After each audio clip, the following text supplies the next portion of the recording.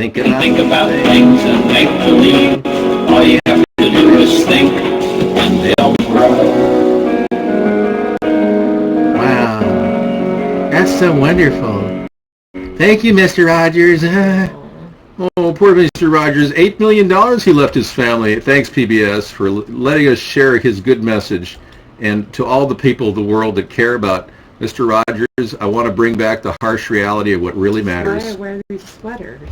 Cash. Like, Sarah wears sweaters because of Mr. Rogers. Yeah, so this is what's really on your mind. A bundle of cash. Somebody said we should change the denomination to hundreds because ones, it's like, what are you going to get with that cash of ones? Sorry. I know. It's all good, though. Now, here's the urban myth. Mr. Rogers retired from the Delta Force at age 45 and decided to take his life in a new direction. BS. Let's look this up. Let's find out the true story about Mr. Because this is Truth Tuesday. We got 15 minutes here. I want to find out Mr. Rogers' truth. The truth. Because I don't really think there is, was a sniper, and that's fiction. He was not a sniper in Vietnam. He was an American television personality, educator, Presbyterian minister, composer, songwriter, author, and activist. I don't see any part where he's in prison or a black belt and a Navy SEAL. Down. I'm going to get this going here. Okay. Rogers was most famous for creating, hosting, and composing the theme song or theme music for the educational preschool. Oh, he did all the theme music. That's special. It's not an urban myth. His coffin had dozens of war medals pinned on before being lowered in the ground. Well, I'm getting there. Hang on. Scroll down. It was a feature. Scroll down. Down.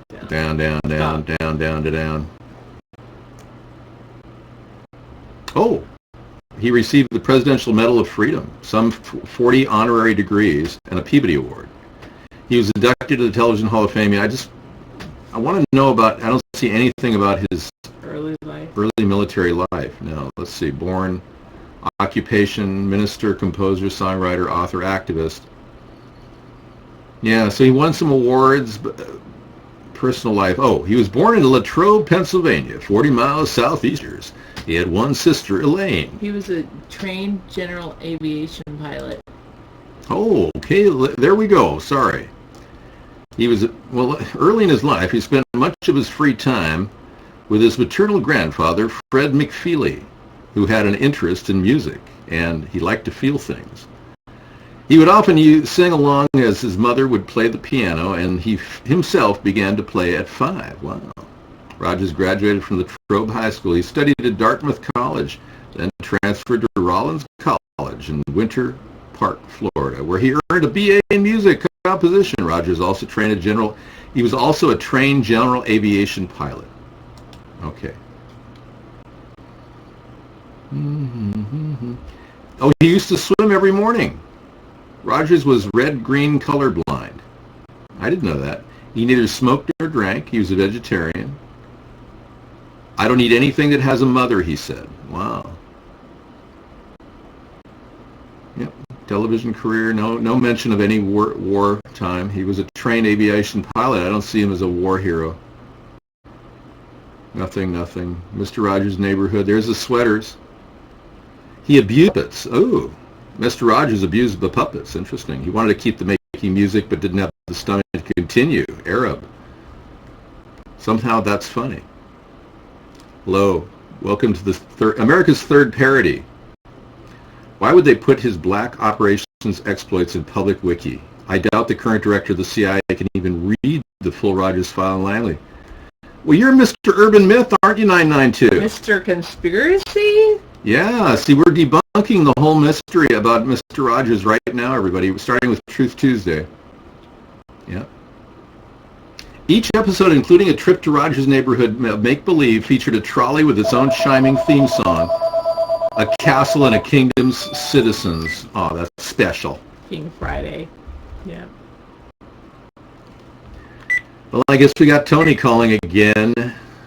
Tony.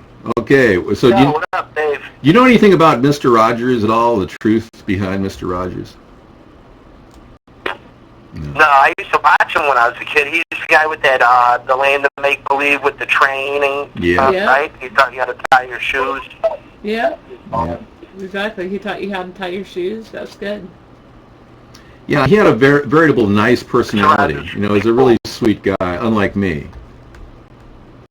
You're a big star in the chat room that I semi-frequent. This is the closest I've ever gotten to speaking to a celebrity. It's an honor. Ra, wow. Thank you. Thank you. That's really nice to say. Ra has a very nice thing to say about us. I hope he's not talking about Don Tony. Hey, Dave, did you ever see Mr. Robinson's Neighborhood with Eddie Murphy on Saturday Night Live? I did see that, man. That was cool, man. I dig that. It was hilarious, wasn't it? It was great, baby. Now you're saying that Rogers... Yeah, go ahead. This is how we answer the door in my neighborhood. Who is it?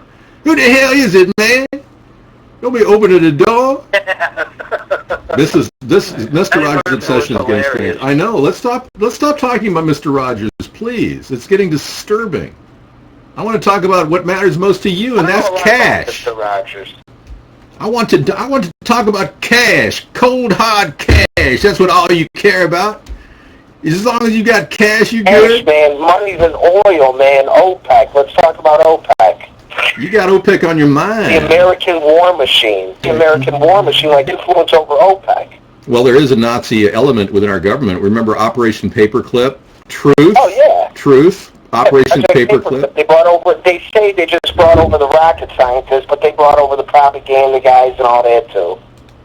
Oh, yeah. They brought over the social scientists, the bioengineers. They started Plum Island with a guy from Nazi Germany who created the Plum Island Bio Research Program, creating biological weapons. Over in New York, right, with all those diseases and stuff, Plum Island?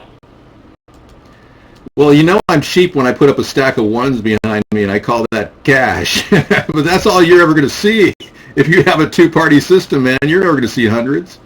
They are making it so that you'll never, ever get any opportunity, folks.